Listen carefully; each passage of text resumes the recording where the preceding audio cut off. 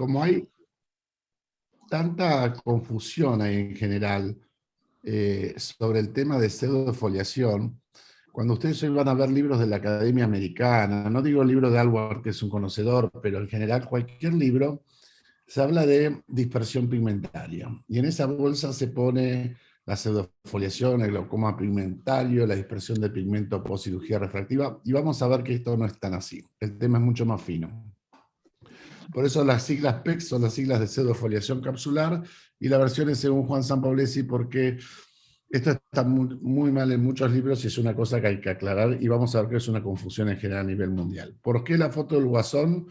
Porque es una gran simuladora la pseudofoliación. Realmente nos hace pensar en uveitis, en TAS, en un montón de cosas, y muchas veces se hace el diagnóstico en forma tardía. Entonces, este es para los que quieran, los que tengan interés, la Sociedad Lindbergh reprodujo en 1989 el trabajo original de 1917, donde por primera vez Lindbergh, el menos promisorio de los hijos de la familia Lindbergh, que eran todos economistas, y él fue oftalmólogo, se publicó esto de investigaciones clínicas en la depigmentación del borde pupilar y la transiluminación del iris, y fue el primer reporte mundial, por eso también se lo conoce como síndrome de Lindbergh. Algunas generalidades: el síndrome de PEX, que antes llamamos glaucoma capsular, asociado a hipertensión ocular, es el glaucoma secundario, y esto es muy importante, más frecuente en todo el mundo. Es decir, que si uno puede caracterizar un glaucoma, o sea que es secundario, y sabemos por qué es, este es el más frecuente. Es un síndrome porque afecta a gran parte del organismo, y además el órgano blanco justamente va a ser el globo ocular. Según Naumann, que es uno de los 3 mayores investigadores de esto en Alemania, es la enfermedad que más afecta el segmento anterior en todo el mundo, y al mismo tiempo la menos diagnosticada. O sea que es un error frecuente que se nos pase. Por esto, dice Naumann, puede pasar inadvertido cuando el oftalmólogo no lo conoce, y por ende no busca los signos más importantes para el diagnóstico precoz. ¿Qué quiere decir? Como dice Naumann esto en los congresos, to look for. Tienen que ir y buscarla, como el cierre angular, tienen que ir y buscarlo. Si no, van a tener un cuerpo extraño en una guardia, va a tener un cierre angular, y si no hacen un Mangelic no lo van a ver, y va a tener una pseudofoliación, y si no la buscan, no la van a ver. Una de las caracterizaciones que tiene es los picos hipertensivos matutinos más altos que los de glaucoma de primario ángulo abierto, y a veces encima con un perfil diario normal durante el resto del día, lo cual hace que no encontremos en el horario de oficina siempre los picos de presión. La característica más importante es la asimetría de los signos biomicroscópicos, es decir, hay asimetría en la hipertensión ocular, un ojo tiene más presión que el otro, hay más daño anatómico, hay mayor asimetría a nivel del daño funcional, y eso también ocurre con el material de pseudofoliación y con el conteo de las células endoteliales. Mucha gente tiende a pensar que afecta a un ojo más que al otro, cuando en realidad se trata de una asimetría en el tiempo, es decir, primero afecta a un ojo y luego va a afectar al otro con la misma intensidad. No es una enfermedad unilateral, sino que es una enfermedad asimétrica en el tiempo. Eso nos da siempre la posibilidad de llegar al segundo ojo con un mejor tratamiento, porque se diagnosticó a raíz de la pérdida de visión del primero. Uno de los signos más precoces, como saben, y patognomónicos de la enfermedad, es la doble línea ondulada de pigmento anterior a la Schwalbe, que fue Arquímedes Busaca quien leyó el trabajo de Roberto y le puso línea de Sampaolesi. Y la importancia no es que la escribió mi padre, sino, por lo contrario, que aparece años antes de que observen otros signos en la biomicroscopía del segmento anterior.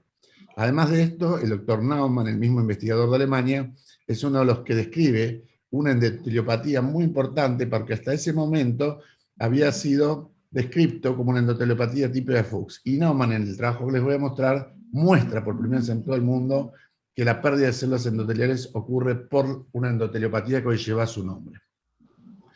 La afección sistémica es grande, porque fuera del ojo va a estar en conjuntiva, piel, cerebro, hígado, corazón, riñón y otros tejidos. Entonces, como resumiera Walter-Glor, de Suiza, se trata en realidad de un ojo enfermo en un cuerpo enfermo. Además, a nivel del ojo, se los voy a resumir en esta lámina, afecta absolutamente todo: la córnea, el trabeculado, el nervio, el campo, el endotelio, las células endoteliales, el ángulo iridocorneal, la cápsula anterior, la cápsula posterior. La zonulopatía es muy, muy importante, tiene que ver mucho con lo que vamos a hablar de FACO. Además, tienen la afección del iris, de la barrera hematocular anterior y posterior, la neovascularización o pseudoneovascularización del iris, la trabeculopatía, una mayor incidencia de accidentes vasculares a nivel del polo posterior, una alteración muy importante a nivel de la barrera hematocular que hace que se comporte muchas veces como una pseudo-uveitis, y además lo que dijimos de todos los signos que va a hacer. O sea que esto afecta desde el epitelio hasta la papila de la lámina cribosa a todo el globo ocular. ¿Cuál es la primera análisis dirigida que debemos hacer cuando tenemos sospecha de esto? ¿Y por qué hay que descartarlo? Porque, como dijimos, es el glaucoma más frecuente a nivel mundial.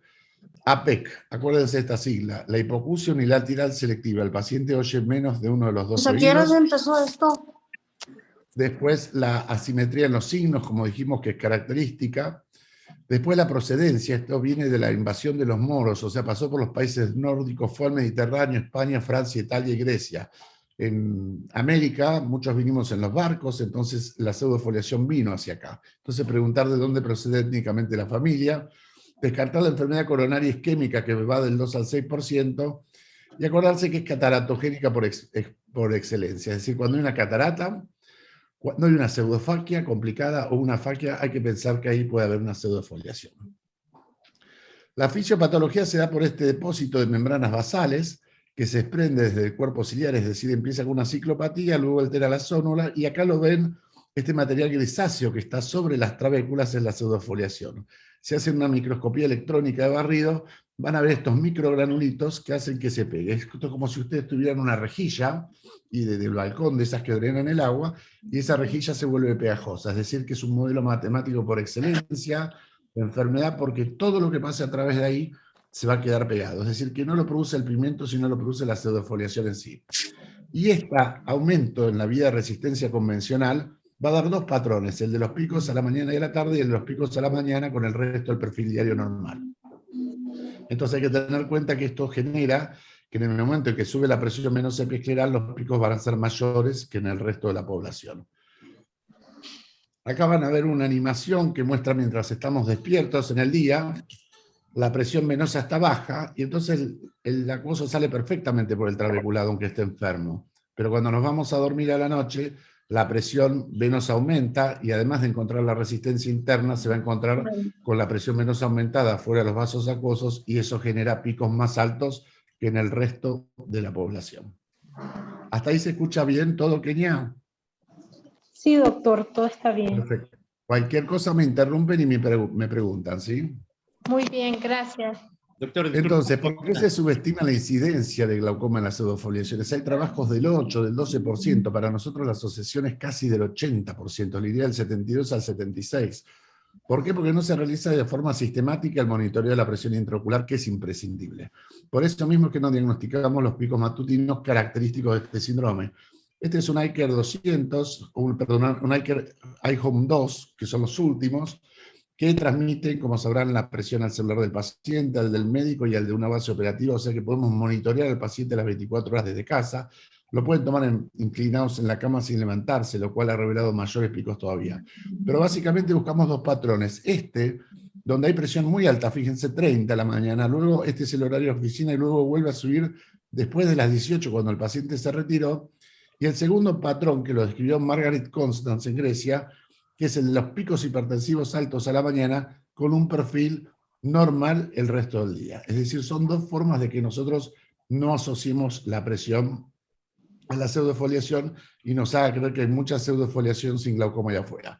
Esta es nuestra plataforma que trabaja con iCare Home Clinic, que es un software que tiene una tablet. Acá tenemos los tonómetros, los pacientes se los llevan y nos transmite las 24 horas la presión desde el tonómetro del paciente. Y fíjense, el paciente viene bien, se toma un día a la mañana, pum, pico de 27,5, y luego cuando viene a la oficina, otra vez presiones normales, cerca de los 20.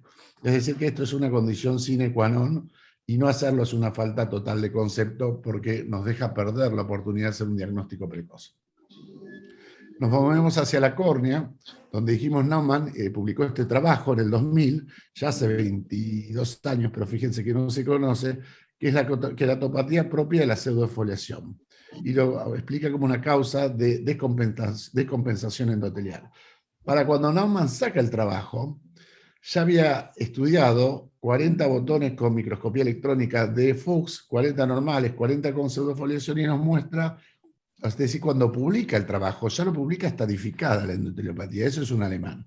Acá tienen abajo la anatomía y fíjense acá una DSM en el estadio 1 que se empieza a hacer anormalmente gruesa, con algunas células del endotelio que se desprenden cuando se mete la pseudofoliación, se hace gruesa e irregular en el tercer periodo, en el segundo, en el tercero se incluye dentro de esa DSM normal la pseudofoliación por dentro, y después ya en la cuarta fase aparece una pérdida enorme de células endoteliales con una capa fibrilar que se suele ver bien en la lámpara, y en la quinta etapa es cuando ya está completamente descompensada, sin células endoteliales y con una córnea totalmente descompensada. ¿Por qué es importante la endoteliopatía de Naumann? Porque presenta edema corneal difuso. La superficie corneal revela una DSM engrosada con cierta capa fibrilar que se llega a dar con alto aumento y depósitos de melanina endotelial, es decir, pigmentación. Hay dolor, cosa que decimos en glaucoma no duele. Bueno, acá la endoteliopatía sí produce dolor. Adiós, que vaya bien. Y además aparece una disminución de visión por la descompensación corneal que suele llevar a la queratoplastia penetrante o hoy a la seca de la queratoplastia endotelial. Fíjense cómo se ve una especular la pseudofoliación. Esto es una DSM normal y Naumann es el primero que dice, ojo, que esto que ven acá es un Fuchs y esto que ven acá con células enormes, como lo que conocemos de los bordes que se desalinean y se agrandan, es una endoteliopatía por pseudofoliación. Es decir, por primera vez hace 22 años sabemos que es una enfermedad completamente distinta. ¿Cuáles van a ser los diagnósticos diferenciales? La distrofia endotelial de Fuchs, como fue escrita hasta el año 2000, la queratopatía bullosa fáquica o pseudofáquica, la descamativa, la polimorfa posterior y el síndrome iridocorneo endotelial, que obviamente tienen clínicas distintas. Pero hasta hace poco el Fuchs se confundía con esto. ¿Cómo me voy a dar cuenta en la evolución? La distrofia de Fuchs, la córnea butata va del centro hacia la periferia, la bullosa pseudofáquica de la periferia hacia el centro, y la pseudofoliativa abarca toda la córnea en forma homogénea. Este es un lente de Eisner, hoy ya hacemos especular, pero en una lámpara buena hendidura como la High Stride, ustedes ponen un lente de Eisner y pueden ver perfectamente las gutas en el endotelio. Hoy, obviamente, contamos con estos modernos especulares, que además nos dan la paquimetría de no contacto, y fíjense, en estadios muy avanzados vamos a ver lo mismo que en la lámpara, con muy bajos conteos endoteliales, 1000 células para abajo, a veces increíblemente con córneas que parecen bastante buenas si uno no las observa con cuidado.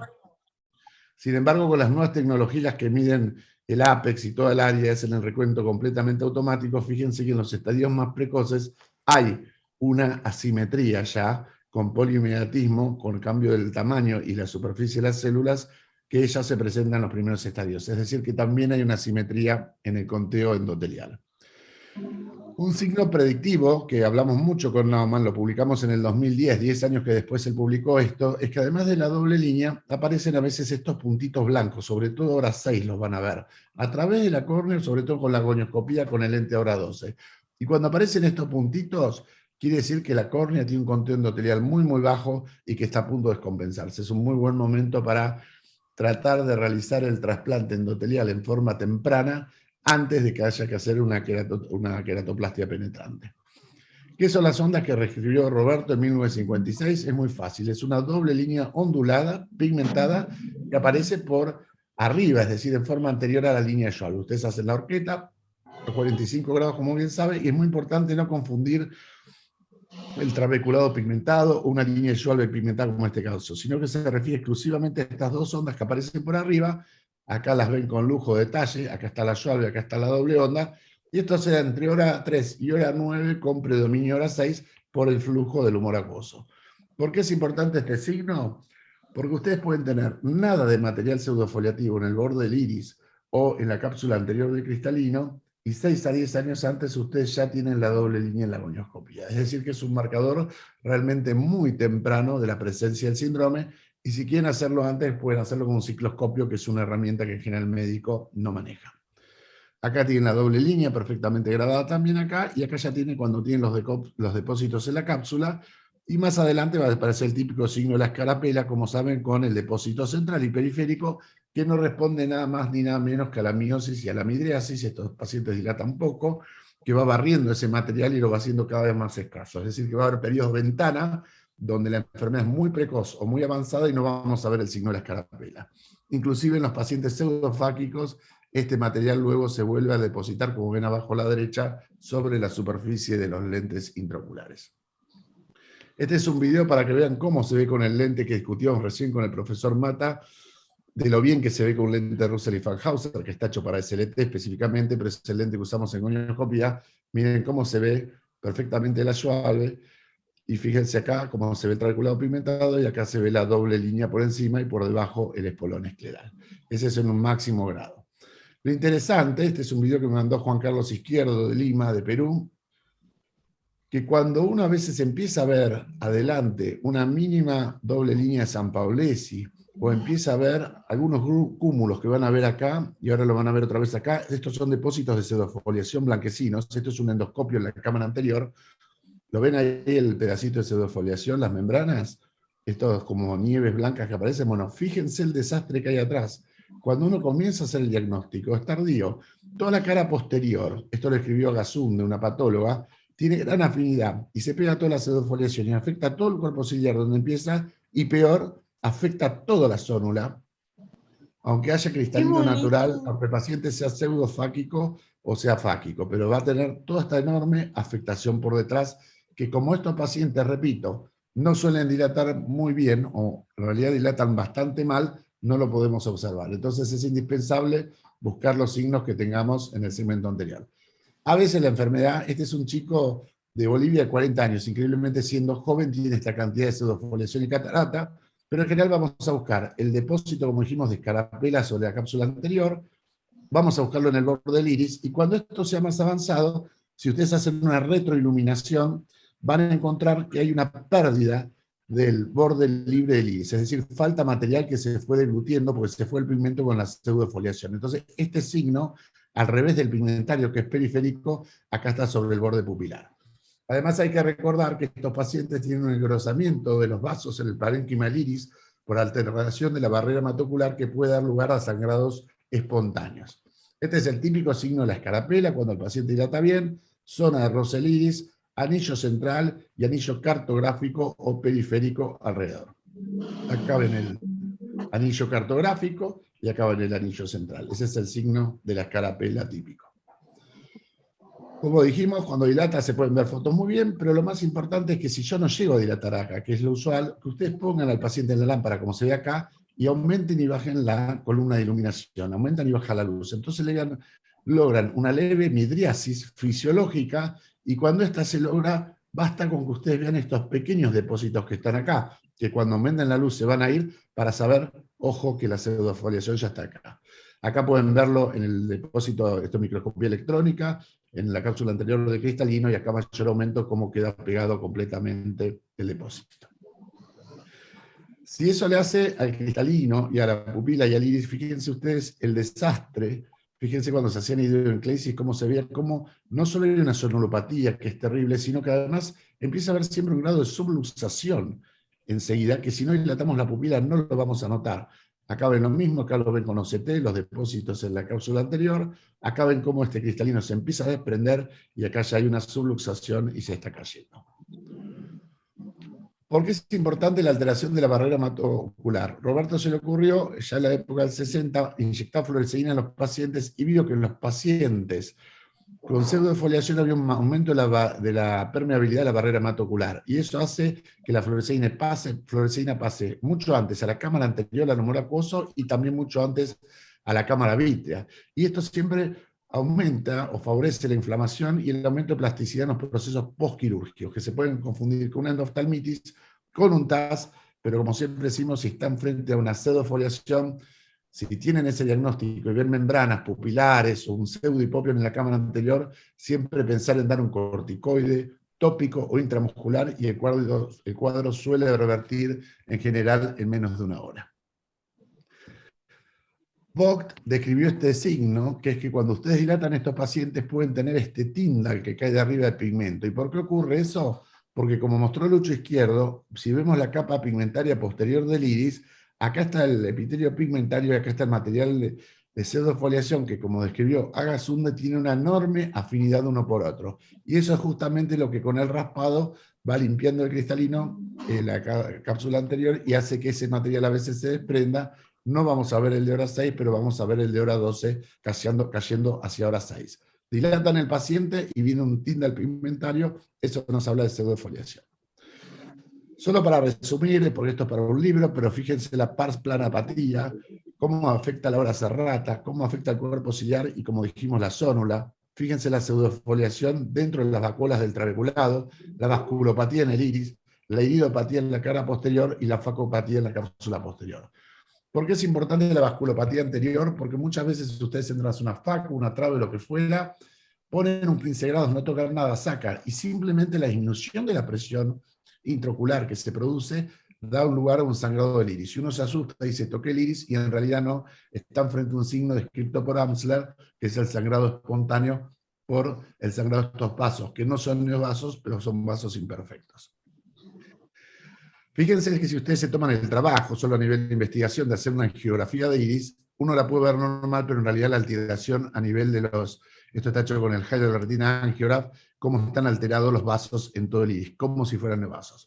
Donde es más importante la vasculopatía, lamentablemente, va a ser el segmento posterior, porque fíjense la frecuencia de obstrucciones de ramas venosas y menor de vena central, llega a ser un 30% mayor que en los sujetos normales. Ergo, antes de hacer toda la batería de estudios que debemos hacer frente a un accidente vascular venoso en la retina, fíjense que lo más seguro es que sea una pseudofoliación aún no diagnosticada que debuta como una obstrucción de rama venosa. Y esto lo vamos a ver ahora y se ve muy frecuentemente. Hay un problema que es cuando estas obstrucciones venosas en el menor porcentaje se vuelven isquémicas, producen una rubiosis, acá tienen la rubiosis, tienen la pseudofoliación, tienen la catarata, y después va a venir lo que llamamos un cierre en cremallera, un crimping angle, y va a venir un glaucoma neovascular. En estos casos hay que tener en cuenta que son dos rayos, como dice Virgilio Centurión, en la misma cabeza. Primero tenía la pseudofoliación y ahora me toca un segundo glaucoma que se llama los 90 días, que es que te quedan 90 días, un neovascular. Entonces estos pacientes son de muy, muy mal pronóstico porque no es un neovascular, sino un neovascular sobre un glaucoma previo. Nuestro approach en estos pacientes es hacer más invasivos que la enfermedad, hacer la FACO por un lente 3 piezas, hacer una termólisis, hacer un antiangiogénico, los 4 en un acto cuádruple. Y eso nos va a dejar el lente intraocular y el vítreo limpio para realizar lo que vamos a necesitar después, que va a ser una panfotocoagulación, si pueden en patrón, si no, no, de la retina para anular el estímulo hipóxico. Este es un piloto de TAM que aterriza en Buenos Aires y dice, mira, yo aterricé a 10 cuadras del consultorio y veía bastante mal la pista. Y fíjense, tiene una obstrucción de la vena temporal superior y ya está haciendo su edema macular cistoideo secundario a la obstrucción, porque se almacena el líquido que no se va. Pero si ustedes buscan, antes de hacer toda la batería, de dónde salió el trombo, fíjense el rozamiento, el engrosamiento vascular, este paciente tiene su pseudofoliación y lo que hizo fue debutar con una obstrucción venosa de rama. Este es un paciente con una obstrucción venosa central, con su edema macular cistoideo, también seguido de una pseudofoliación. ¿Cuándo suelen hacer obstrucciones venosas estos pacientes? Justamente cuando la presión intraocular se encuentra descompensada. Entonces, cuando tengo una obstrucción venosa central o sobre todo de rama con hipertensión ocular, no debo dejar de poner el gonioscopio porque quizás se encuentre la causa más frecuente de esa obstrucción. Este es un paciente que me mandan hace unos años, me dice, mira, el campo visual en enero estaba así y ahora en febrero está así. Operalo ya que está desmejorando. Y la verdad que no tenía ese comportamiento el paciente. Cuando lo dilatamos, hoy la geografía la pueden hacer digital con los nuevos equipos y con contraste, y fíjense que en realidad el aumento del escotoma superior corresponde a la obstrucción de la vena temporal inferior. Es decir, que hay que ver muy bien cuando hay un avance rápido en pseudofoliación, que no se trate de un fenómeno obstructivo venoso en vez de la neuropatía glaucomatosa, porque podemos meter la pata. Este paciente hay que tratarlo de forma urgente, como si fuera un accidente cerebrovascular. Ven la obstrucción acá, se le hace el antiangiogénico en el mismo momento, si podemos en la clínica, si no a la tarde, y fíjense la muy buena evolución que tienen, igual que un ACV, cuando antes lo tratan, mejor es la reperfusión, desaparecen las hemorragias y desaparece el edema macular cistoideo. Y en general, como no tiene una retinopatía diabética o hipertensiva de base, son edemas que responden muy bien, inclusive a veces con menos de las 3 dosis, inclusive a veces con una. Fíjense otra vez, una obstrucción, el edema central y lo bien que responde, siendo aún central, a la aplicación del antiangiogénico. Vamos a ver algunos mitos. Otro mito que lo van a ver escrito en muchos libros y que lo van a escuchar de boca a muchos autores es que la pseudofoliación es unilateral, y como dijimos bien, eso no es así. Si ustedes estudian como estudiamos antes con el HRT, la retinografía, el 3D, el campo estándar, el FDT, el pulsar, siempre va a haber asimetría entre un signo y otro. Hoy, ya desde que trabajamos con las nuevas compañías como Octopol, que tienen las primeras unidades realmente prácticas de Structure and Function, es decir, de unidad de estructura y función, esto es ineludible. Ustedes van a tener un paciente que tiene daño en un campo más que otro, daño en una papila más que otro y daño en una mácula más que otro. Y eso nos muestra siempre, porque ya no estudiamos más la anatomía y la función en forma aislada, como hicimos siempre, tratando de juntarlo en el cerebro, sino que con este Structure and Function, como ven acá, esto le dice, según esta papila, espero que este campo visual esté bastante bien, lo cual es así, pero según esta papila, con esta pérdida de fibras, yo espero que este campo visual por la anatomía esté así, y realmente está así. Entonces vamos a ver esta asimetría de los signos siempre relacionada en la anatomía y en la función. Y esto se los puse, todavía no lo publicamos, lo empezamos a estudiar en diciembre del año pasado. Ustedes saben que los mejores facólogos, o los que estudian en realidad la evolución de la catarata, dicen que la catarata no empieza con las manchitas blancas que vemos con la esclerosis nuclear. La catarata empieza con la presbicia, cuando el cristalino deja de acomodar, luego sigue con las aberraciones de alto orden, que vienen del cristalino y no vienen de la córnea, que sigue igual, y por último se manifiestan con la catarata. Este es un paciente que está tratado con SLT en el ojo de acá abajo, en el ojo izquierdo, y con una PNP en el ojo derecho. Cristalino, perfectamente transparente, para nosotros 10 décimas. Y esta paciente dice, mira, con el ojo izquierdo yo veo bien, pero con el ojo derecho yo veo mal. Fíjense, una barometría de alto orden nos dice, la córnea está igual en los dos ojos, sin embargo este cristalino que le hiciste SLT porque tiene 20-20, tiene una calidad de 1 a 10 de 7. Sin embargo, este cristalino, el E20-20, perfecto, pero lo que la señora dice que ve mal, porque su visión resultante es esta, en vez de esta, nos dice la calidad de este cristalino, aunque tenga 20-20, es de 2.85 sobre 10. O sea que, obviamente estamos buscando la data, esto está sin publicar, pero esa simetría también se da en la calidad de cristalino en forma muy temprana, y esto es importante porque los pacientes se quejan, dicen que no ven bien, y Naumann fue justamente el que dijo, si vas a probarte con una catarata, probate con una pseudofoliación. ¿Qué quiere decir? Que, como vamos a ver, son las más difíciles de todas.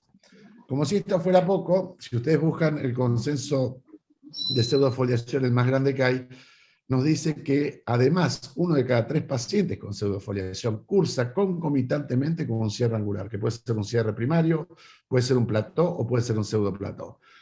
Y ahí estamos otra vez frente a otra vertiente para el cirujano, otro compromiso, porque acá hay que eliminar el cierre angular, el bloqueo pupilar, y además hay que tratar el glaucoma crónico de ángulo abierto. Es decir, que acá tenemos lo que se llama un glaucoma de patogenia mixta, distintos mecanismos para que el daño se acelere.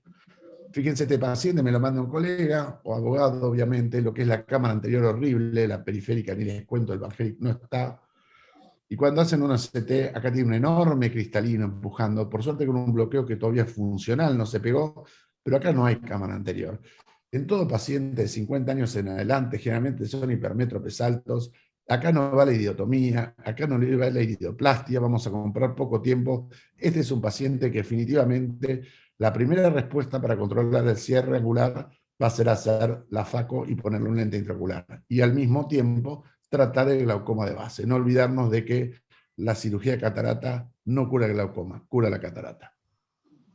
Acá tienen la gonioscopía desde hace unos años, pero fíjense que veo una doble liñita allá y veo la doble liñita acá, entonces eso me muestra, ojo, acá está el material de pseudofoliación en la pupila, estás frente a un cierre angular que es secundario a una pseudofoliación, es el 33%. Este paciente que tiene este ángulo tan cerrado, tiene 25, ya tiene 20-30, una cámara muy plana. En ese momento le hicimos una facotrabeculectomía porque tenía un daño importante. Si se fijan bien, en realidad era un plató, persiste un cierto cerramiento del ángulo en la periferia, evoluciona a 10, 20, 15, perfecto. Y después que aparece un tiempo y empezó a hacer una fimosis capsular, típico de estos pacientes, que la vemos porque el lente se inclinó, la cápsula se fue hacia atrás, el paciente está descontento, le subió la presión, le bajó la agudeza visual, tiene un tilt lens syndrome, un síndrome de disco inclinado, y le hicimos una capsulotomía anterior y posterior, y eso bajó la presión, mejoró la visión y nos dejó la lente centrada. Pero después terminó con 2400. ¿Por qué?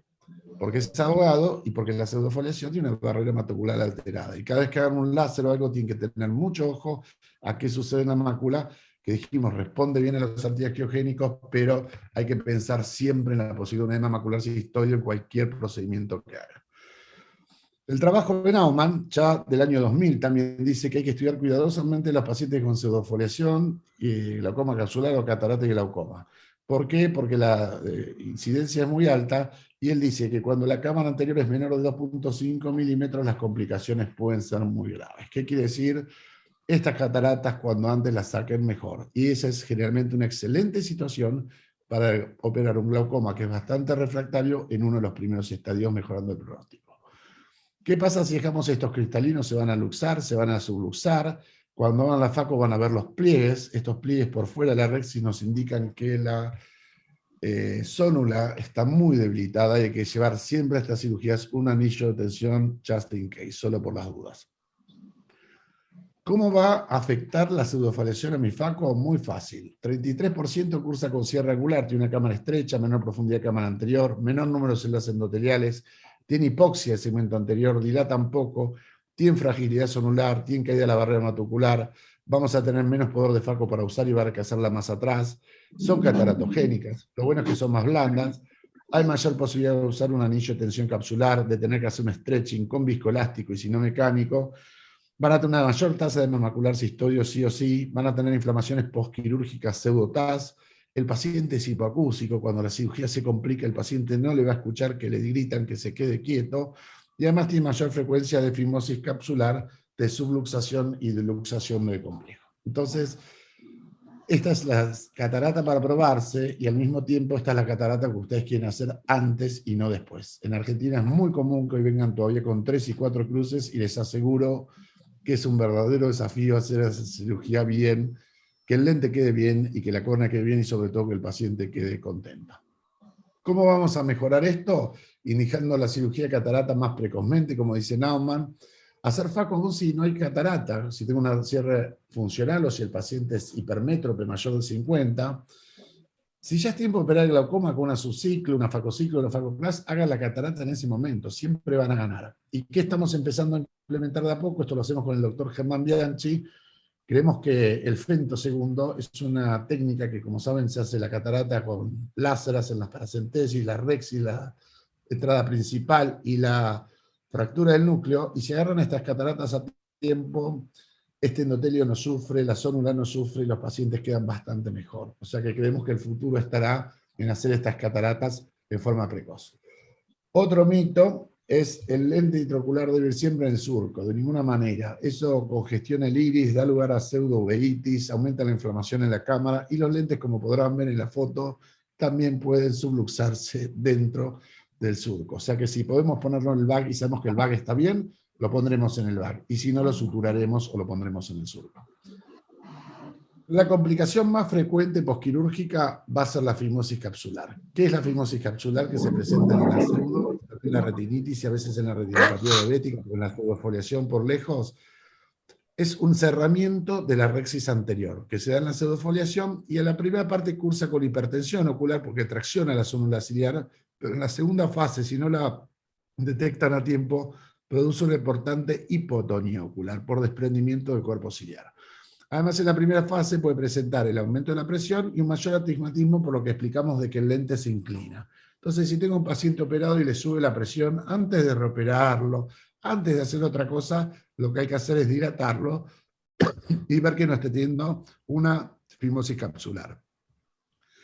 Está escrito que una capsulorexis de mayor diámetro ayudaría a prevenir parcialmente estos casos de fimosis. ¿Por qué es importante dilatarlos 1 o 2 veces por año? Porque si lo dilatan van a poder ver la fimosis. Con los equipos más nuevos, como los aberrómetros de Aitres, donde está bien descrito el Tittle-Less Syndrome, este paciente aparece con hipertensión, ni siquiera dilataron la pupila, y cuando hacen una aberrometría, el frente de onda le dijo, ojo, que este astigmatismo que apareció viene porque este lente, acá la longitud de los rayos pasaron a velocidad, acá pasaron más rápido, acá pasaron más lentos, nos dice, ojo que el lente está inclinado. Hacen un CT y van a encontrar el lente intraocular inclinado por detrás. Tratar de ver esto antes. Acá parece que nos envían una subluxación, lo dilatamos con paciencia y fíjense que es una fimosis, se cierra toda la cápsula, este paciente está hipertenso y acá lo ven con reflejo rojo. Obviamente este paciente viene el de abajo con esta catarata que no se operó, fíjense, 4 casi total. ¿Y qué pasó? No se operó porque si en el ojo que me operaron veo mal, pero no vino en 7 años a control, y esto que ven es una fimosis cerrada, y este reflejito que ven acá abajo, si lo ven con retroiluminación, es el áptica en un One Piece, que nos muestra que la fimosis es tan fuerte, que logró doblar el áptica del lente de una pieza sobre la óptica. Es decir, que realmente hace mucha fuerza para desprenderse. Estos son otros casos donde la fimosis se hace completa y cuando vemos el lente caído con afaquia, con el saco capsular, con la fimosis sobre la retina. ¿Por qué es importante encontrar fimosis? Porque se arregla muy fácil. Ahí tienen un caso con fimosis, van a hacer unos disparos con jack láser, 2 o 3 en cada lugar. Acá van a ver el video. Y fíjense, acá pueden ver un colega en Estados Unidos, tiene otra que no es mía, cómo describe lo mismo, ve la fimosis y le hace estos disparitos en los 4 cuadrantes. Eso es muy interesante porque ustedes disrupten la cápsula anterior, bajan la tensión, el paciente va a quedar como ven acá abajo a la izquierda, y si lo citan a las 2 o 3 semanas, estas aperturas que hicieron, estas descargas, se terminaron de abrir. Eso redunda en una disminución de la presión intraocular, en una disminución del astigmatismo y en un aumento de la agudeza visual del paciente. Entonces, siempre ante la desregulación de la presión de un paciente operado o ante una desemetropización, o sea, un cambio en el astigmatismo que no estaba en el posquirúrgico inmediato, hay que pensar que esto es la primera causa por lo que va a pasar. Y si no, van a encontrarlo así. Veo un poco mal a la izquierda, veo bastante mal, tengo el lente caído totalmente a la derecha. Y fíjense, esta es una señora que vino en la pandemia diciendo que se había tropezado y que veía muy mal. Lo que ven a la izquierda son los 2 lentes intraoculares subluxados, casi luxados, aquí en la UVM. Y fíjense acá, este lo suturamos a la esclera, por eso van a verlo un poquito más atrás, y este lo suturamos al iris y está perfectamente en la posición. Este en la esclera va a estar un poquito más caidito hacia abajo, pero logra una agudeza de 7-8 décimas bastante buena tras la faquia, que fue secundaria al trauma, pero basta una caída en una persona mayor para que aparezca con los 2 lentes caídos. Y va a pasar esto, el colega número 1 de su país que hace catarata, le dice, bueno, anduvo todo muy bien, pero no te pude poner el lente porque tenías 40, es decir, casi sufre una expulsiva, es la pseudoesfoliación no tratada, volvete a Buenos Aires, visítalo a Juan, y en ese momento, que no teníamos aberrómetro ni nada, lo que hacíamos con este paciente era hacerle una trabeculectomía y tener listo un Artisan, y si tenía buen conteo endotelial lo poníamos en cara anterior, como lo ven acá, y si tenía mal conteo lo damos vuelta por el volting y lo poníamos en la parte posterior del iris. Pero era una solución bastante práctica. Este es un golfista joven de 45 años y con su lente tiene 10 de presión, tiene 20-20, y la verdad que es una resolución para aquellos que no tengan la experiencia con la Macanel y con el polipropilene para hacer la sutura en el iris, que no es tan fácil al principio.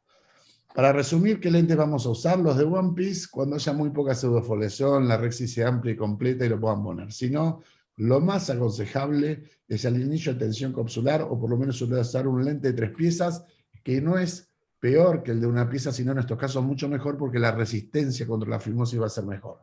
Y definitivamente no vamos a utilizar, y esto está formalmente contraindicado a nivel mundial, aunque se hace, lentes multifocales. ¿Por qué? Porque cuando este lente, que tiene el área esférica de lejos acá, se subluxe 100 o 200 micras, el paciente va a estar por afuera y no lo perdona. Cuando no puedo poner esto y el paciente quiere una buena visión, la solución para estos pacientes es sin duda una lente de rango extendido, que no es un multifocal, pero nos va a actuar lo más parecido a este para darle una buena calidad de vida. Entonces, como dijimos, los lentes se subluxan, los monofocales, pero viendo bien el paciente, y fíjense, este lo mandaron el otro día de Uruguay, y tiene muy mala visión, el paciente se queja, y este es el centro del lente, y acá está viendo por fuera de los anillos periféricos. A este paciente hay que entrar, hay que removerle este lente, y después hay que removerle el lente del otro ojo, con todas las implicancias que eso lleva. Un mito muy importante, y esto, si se llevan esto de la charla, que estamos terminando, es lo mejor: la cirugía de catarata no disminuye. El mito es la cirugía de catarata disminuye la presión intraocular. La cirugía de catarata no disminuye jamás, por eso es cirugía de catarata. En nuestros centros es alarmante la cantidad de pseudofáquicos sigo por glaucoma por pseudofoliación. ¿Qué quiere decir? Viene el paciente con 30, sin cierre regular, ni nada, y dice, te voy a quitar la catarata para disminuir la presión intraocular. Ahí vendría el tema ese, mientes porque le están mintiendo al paciente. Ahí está la cara del guasón que nos miente. La verdad es que eso no está escrito en ningún lugar del mundo. ¿Cómo vamos a tratar o cómo tratamos nosotros en general? La primera línea, nuestro tratamiento sin duda es el SLT, es una de las dos mejores aplicaciones con el pigmentario. La segunda va a ser la terapia médica preservative free. Después vamos a utilizar subciclo. En el momento de la cirugía vamos a hacer la FACO seguramente con la EPNP. La EPNP la hacemos ya con CLAS también con láser. Y por última línea de tratamiento, la termólisis. Esas son nuestras líneas en generales para la mayoría de los casos, y como bien dijimos, cambia totalmente cuando se asocia un glaucoma neovascular, porque vamos a ir al cuádruple procedimiento para dejarlo listo para una panfotocoagulación o fotocoagulación con onibrio. Resumiendo, lo que hacemos en la mayoría de los glaucomas hoy por hoy, que lo hablamos en la otra clase, es hacer el SLT, ir a las drogas, luego ir a la subciclo. Acá pueden hacer, en el momento que tengan que hacer una cirugía penetrante, pensar en una EPNP o una clase hecha con láser y en una FACO o un fento. Pero cualquiera de esas cirugías, el momento de la catarata va a ser el momento de operar el glaucoma. No el glaucoma en forma tardía, sino la catarata en forma temprana en el momento que haya que operar el glaucoma. Y por último, tener perdón, se me pasó para atrás, la termólisis, que siempre en los glaucomas más avanzados, sobre todo en estos tipos con bajo conteo endotelial, va a funcionar siempre mejor que un implante valvular, porque como saben la pérdida de células endoteliales es muy, muy inferior que con la implantación de los tubos. Termino con estas diapositivas. El glaucoma pigmentario es un glaucoma congénito tardío que no tiene nada que ver con la pseudofoliación, pero la gente se lo confunde. Sin embargo, Robert Rich describió en Nueva York el overlapping syndrome, que se refiere a dos entidades que pueden coexistir en forma solapada, y en ese caso son dos glaucomas en el mismo ojo. Esta es una foto que mandó la doctora Andrea Fernández de Montevideo, Uruguay. Fíjense, este paciente tiene su pseudofoliación en la pupila, su anillo central y periférico, tiene su doble línea acá arriba, pero además tiene el Schlemm pigmentado con la gonio disgenesia y el uso de Krukenberg. ¿Qué quiere decir esto? Y lo describió Rich. Yo he visto 3 o 4, Andrea me mandó el primero. En duda, ¿es una pseudo o es un pigmentario? Son las dos cosas. Y Rich lo vio. ¿Qué quiere decir? Este es un paciente joven que tiene un pigmentario, se trató el pigmentario, anduvo siempre bien, y en algún momento se les compensó el glaucoma. Y al descompensarse buscaron la causa, y la causa es que a ese pigmentario, que es un congénito tardío, adquirió una pseudofoliación. Es decir, son dos glaucomas totalmente distintos, pero uno puede nacer con un pigmentario y adquirir una pseudofoliación. No tendría muy buena suerte el paciente, se trata, pero estos sí son dos glaucomas, y cuando aparecen se llaman síndrome de overlapping o solapamiento. Y para terminar, cuando vayan a trasplantar una córnea, aunque se las manden de San Diego, fíjense siempre que no vaya a aparecer esto, que es una doble línea de San Paolesi en el botón donante, porque cuando aparece esto está bien descrito en la literatura que el ojo donde lo trasplanten, esta chica tenía un glaucoma congénito, tenía 25 años, tienen que parar ese trasplante y no realizarlo porque la pseudofoliación va a avanzar en el ojo receptor también. Para terminar, iba a hacer esto en 45, lo hice en 43. Los pioneros de esto y mis maestros fueron Gottlieb Naumann en Erlangen, en Alemania, creo que el mayor conocedor de pseudofoliación a nivel mundial, el doctor Robert Rich en Nueva York y mi padre Roberto Sampaolesi en Argentina. Así que hasta acá llego y ahora soy todo oídos para sus preguntas. Perdón, y el aviso parroquial, como prometí al principio, este viernes, pero se los adelanto hoy, vamos a abrir esta nueva comunidad oftalmológica a nivel mundial que se llama Ophthalmunity, que va a ser realmente un primer ecosistema digital de contenidos oftalmológicos para que todos podamos tener acceso a la mejor información. Así que los invito a partir del viernes a la noche o el sábado mañana a ingresar en forma libre y gratuita, y podré tener esta información al acceso a todos. Ahora sí, muchas gracias.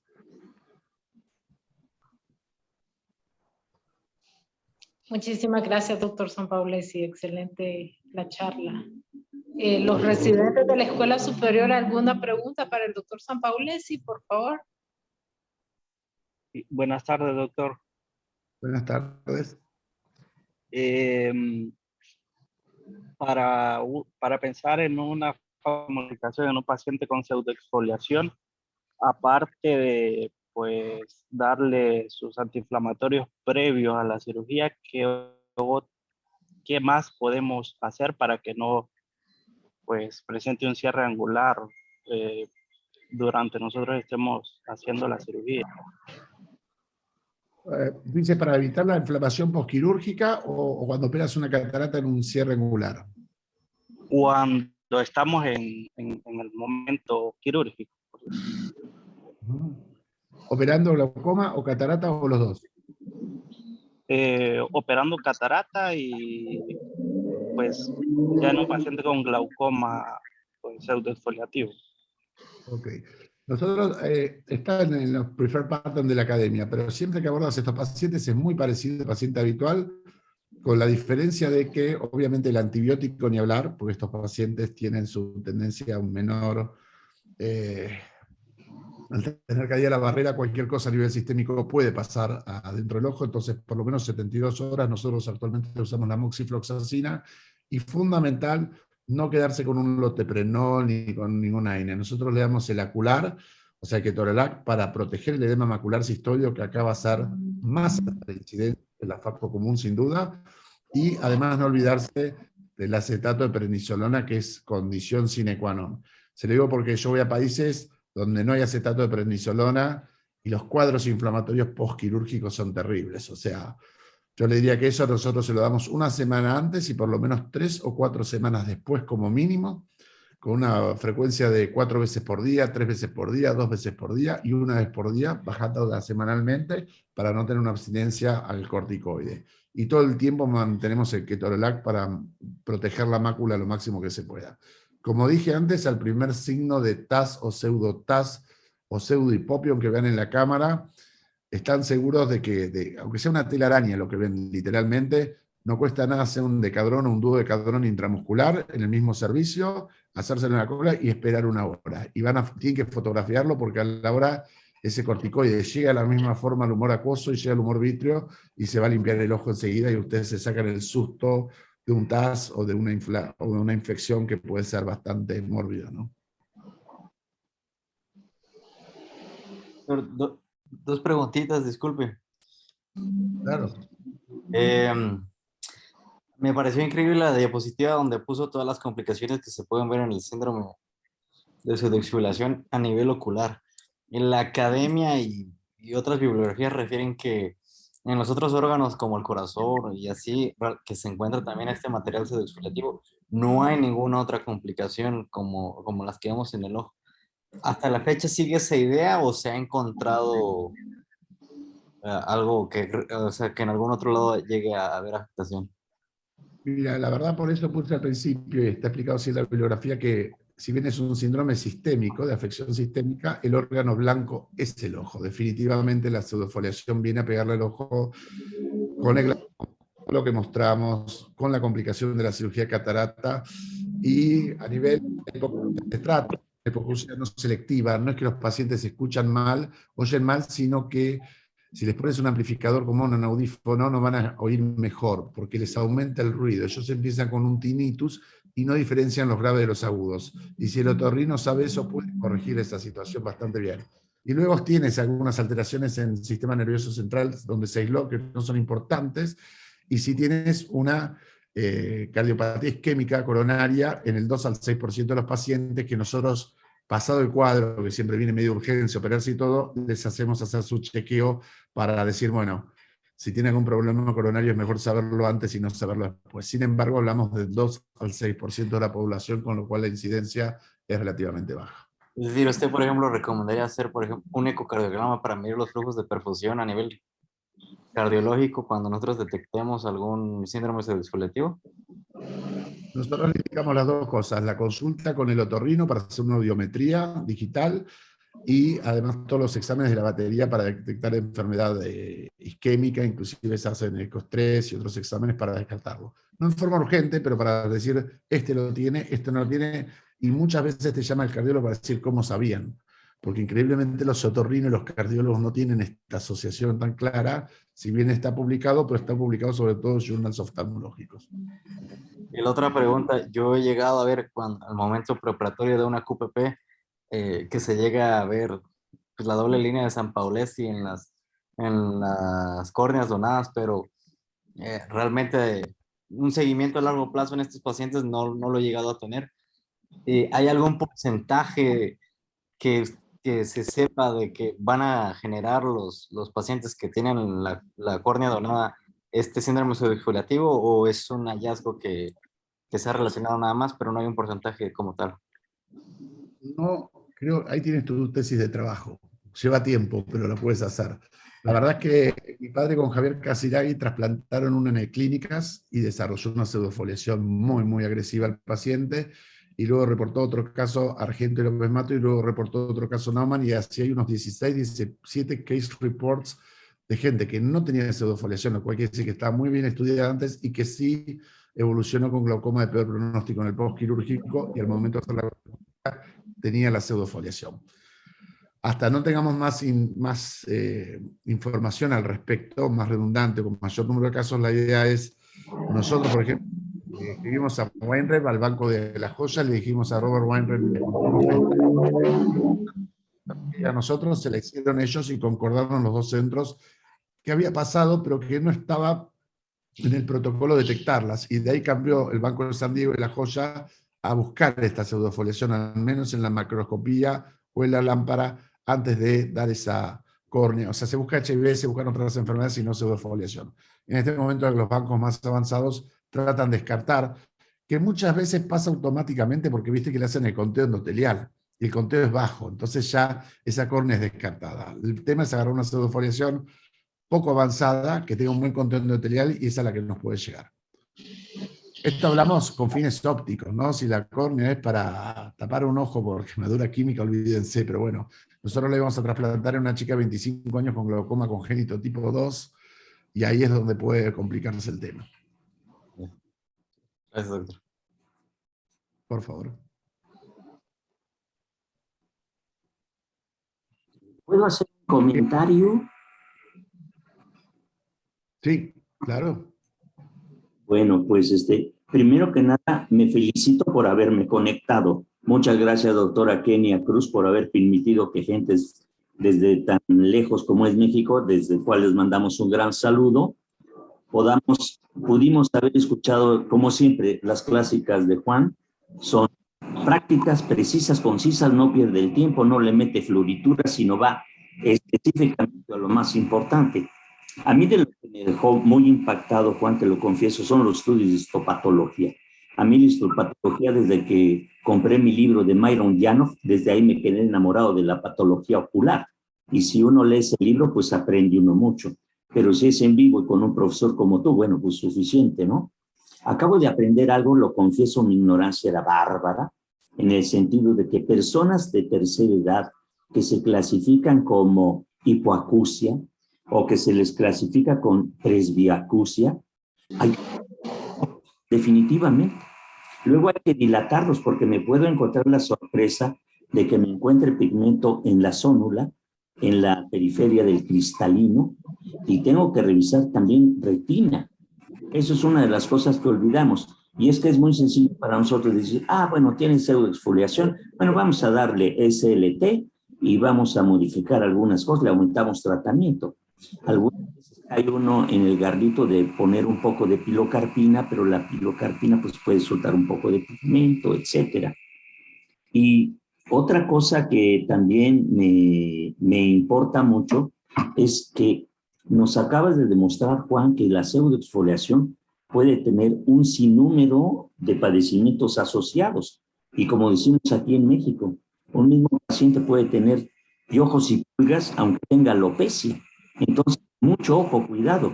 Pero realmente yo creo que esta revisión que hiciste debería de ser como rutina, quisiéramos todo eso, ¿no? Por supuesto. Y algo también importante, como dijo Roberto de ESO Academy, bueno, uno podría tomarse la libertad quizá de hacer una biopsia de piel valorar la cuestión cardiológica, porque esto, como dije, puedes tener ojos y pulgas. El ojo puede estar afectado, pero por otros lados hay muchas otras circunstancias que nos deben de alertar. De veras, creo que es una plática que cuando tengas una oportunidad, nos la repitas en México, cuando tengas un tiempito al hospital, porque es importante que esto de veras se haga un poco más difuminado en el sentido de que mucha gente lo sepamos. Acabamos de tener un aprendizaje 100% plus, y Juan, te agradezco mucho, y doctora Kenia, que hayamos tenido la oportunidad de entrar desde México a esto. Muchísimas gracias, Juancho. Gracias a ti, profe. Gracias. Hola, doctor, buenas tardes.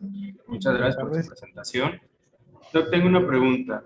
En pacientes con glaucoma semiexplorativo, que ya tenemos programas para cirugía de catarata y no tenemos la microscopía especular, ¿nos recomendaría cambiar el plan quirúrgico a una SIX, una extracapsular, o seguir con la FARO? Ya que, como el caso que nos mostró, pues puede haber córneas sanas. Siempre, en realidad, si bien es el protocolo de estudio catarata hoy, es complejo, porque hoy hay que hacer un OCT de mácula, que es sine qua non, porque se pasan los edemas previos y después nos los van a achacar a nosotros como posquirúrgicos, sin duda. La endotelial es una parte fundamental, la biometría láser u ecográfica, si la catarata es moderna, es fundamental. La queratometría es fundamental, y fíjate que la aberrometría es fundamental. En el British Journal no deberías hacer una cirugía de catarata sin recuento endotelial, no en la pseudofoliación en ningún paciente. O sea que es parte sine qua non del estudio. Obviamente uno trabaja con las herramientas que tiene a mano. Yo lo que te recomendaría es, si no tienes una especular y ves la pseudofoliación, Siempre no es. el paciente previamente, lo máximo que puedas. ¿Esto lo cierro? Con viscoelástico No. pesado, y luego si hace falta un stretching con 2 Kublen para abrir lo máximo que puedas y volver a pesado, como para lograr una rexis grande.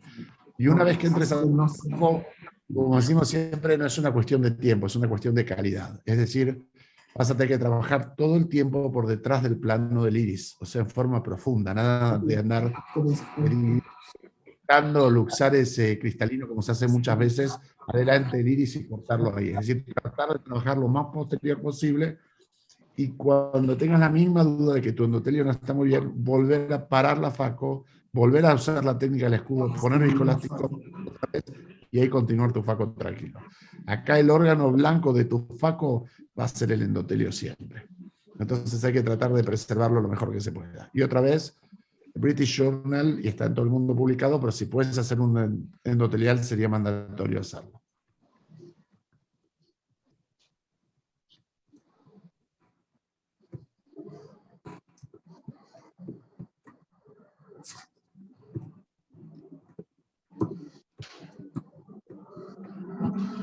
Doctor Sampaolesi, ¿y por qué pseudoexfoliación y no exfoliación? ¿O cuándo exfoliación y cuándo pseudoexfoliación?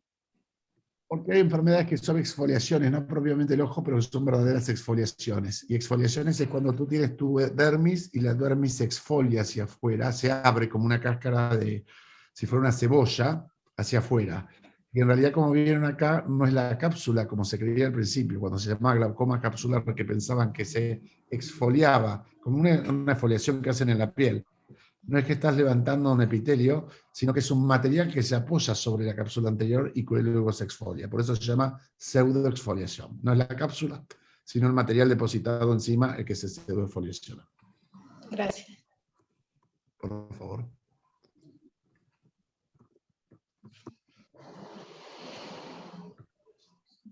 ¿Alguna otra pregunta de los residentes para el doctor Sampaolesi? O de los participantes, ¿verdad?